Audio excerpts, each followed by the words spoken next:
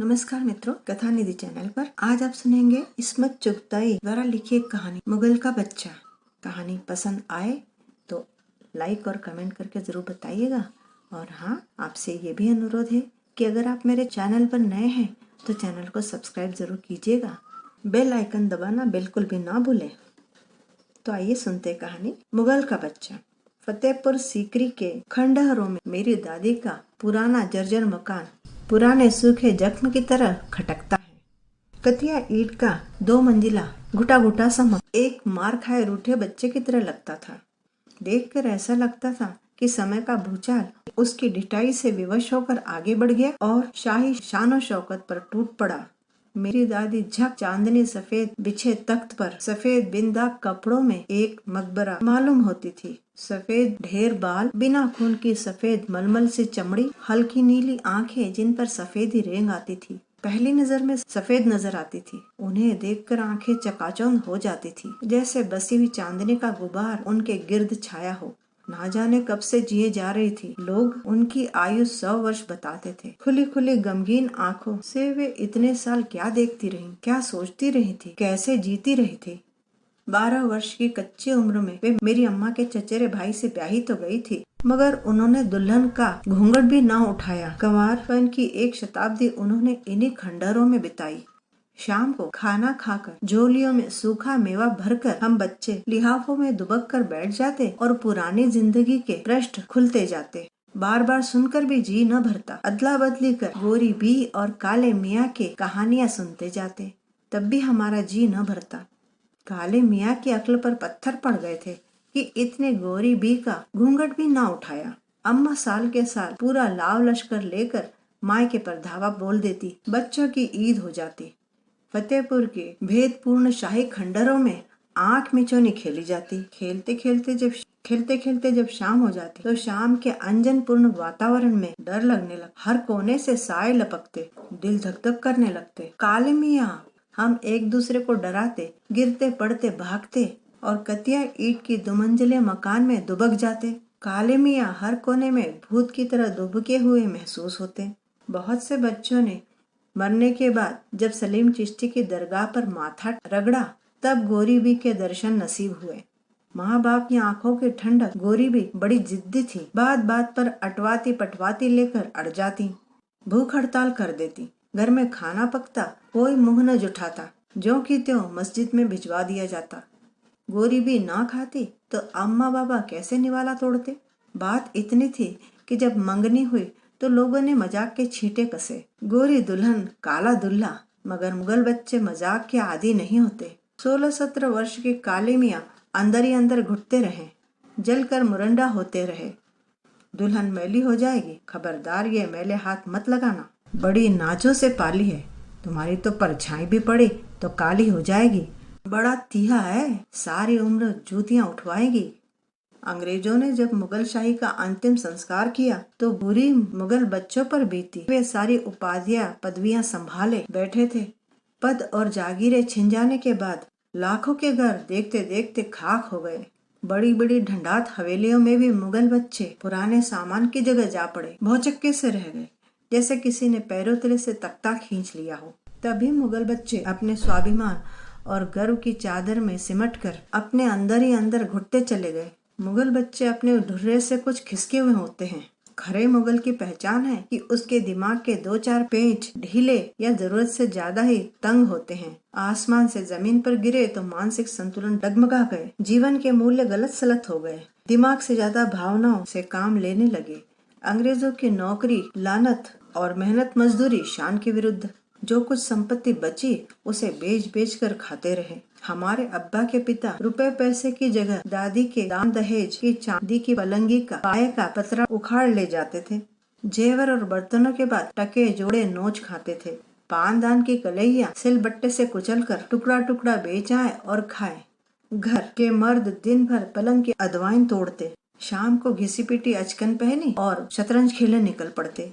घर की बीवियां छुपकर सिलाई कर लेती, 4 पैसे से चूल्हा जल जाता। मोहल्ले के लड़कों को कुरान पढ़ाती तो कुछ नजराना मिल जाता था। काले मियाँ ने दोस्तों की छेड़खानी को जी का घाव बना लिया। जैसे मौत की घड़ी नहीं टलती, वैसे ठहराई हुई शादी न टली। काले मियाँ सिर झुकाए दूल्हा बन गए। किसी सिरफिरी ने आरसी मजहब के समय दूल्हा दुल्हन को आईना और कुरान शरीफ दिखाने की रस्म, दूल्हे दुल्हन को एक दूसरे को दिखाने की रस्म के समय छेड़ दिया। खबरदार जो दुल्हन को हाथ लगाया काली हो जाएगी। मुगल बच्चा चोट खाए नाग की तरह पलटा, सिर से बहन का आंचल नोचा और बाहर चला गया। हंसी में खसी हो गई। एक मातम शुरू हो गया। मर्दान खाने में इस हंसी की खबर हंसी में उड़ा दी गई। बिना आरसी मसहब के विदाई एक प्रलय थी। खुदा की कसम, मैं उसका घमंड चूर चूर कर दूंगा। किसी ऐसे वैसे से नहीं, मुगल बच्चे से वास्ता है। काले मियाँ फंकारे। काले मियाँ कड़ी की तरह पूरे मसनद पर लेटे थे। दुल्हन एक कोने में गठरी बनी कांप रही थी। 12 वर्ष की बच्ची की औकात ही क्या। घूंघट उठाओ, काले मियाँ फंकारे। दुल्हन और भी गुड़ी मुड़ी हो गई। हम कहते हैं घूंघट उठाओ। कोहनियों के बल उठ बैठे।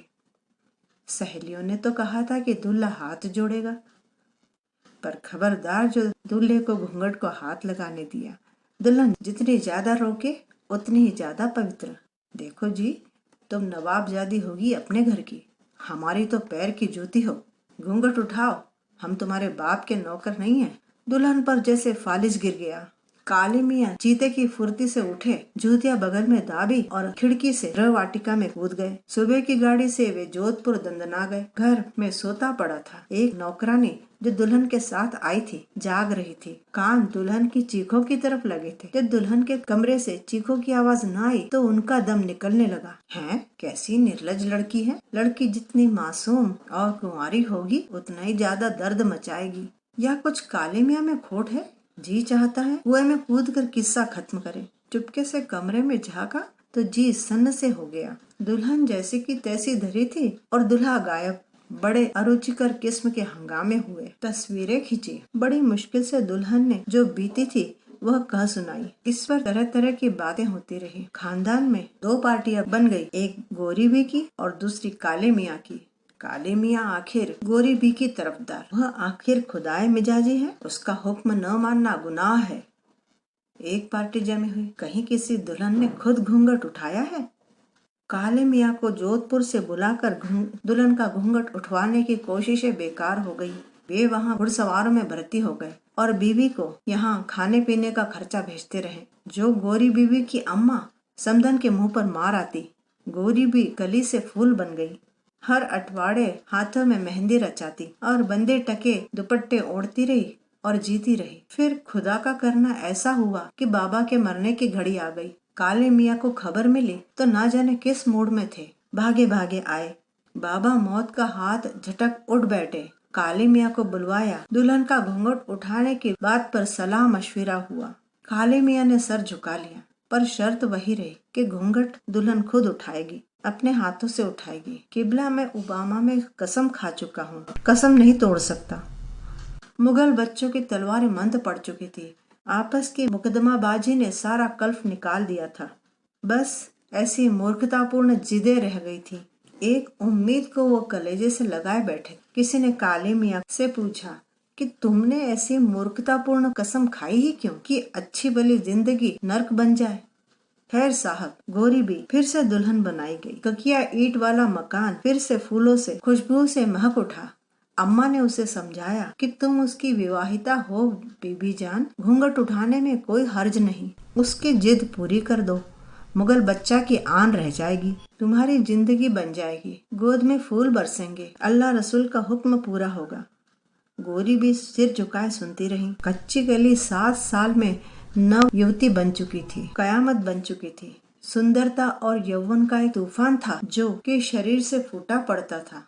औरत काले मियाँ की सबसे बड़ी कमजोरी थी। इंद्रियां इसी एक बिंदु पर केंद्रित थी, मगर उनकी कसम एक कीलदार लोहे की तरह उनके हलक पर फंसी हुई थी। उनकी कल्पना में 7 वर्ष तक आंख मिचौली खेली। उन्होंने 20 घूंघट नोच डाले। रंडीबाजी, लौंडेबाजी, 20 कबूतरबाजी, मुर्गेबाजी, अर्थात कोई बाजी न छोड़ी। मगर गोरी बी के घूंघट की चोट दिल में पंजे गाड़े रहे, जो 7 साल तक सहलाने के बाद दिल में जख्म बन चुकी थी। इस बार उन्हें विश्वास था कि उनकी कसम पूरी होगी।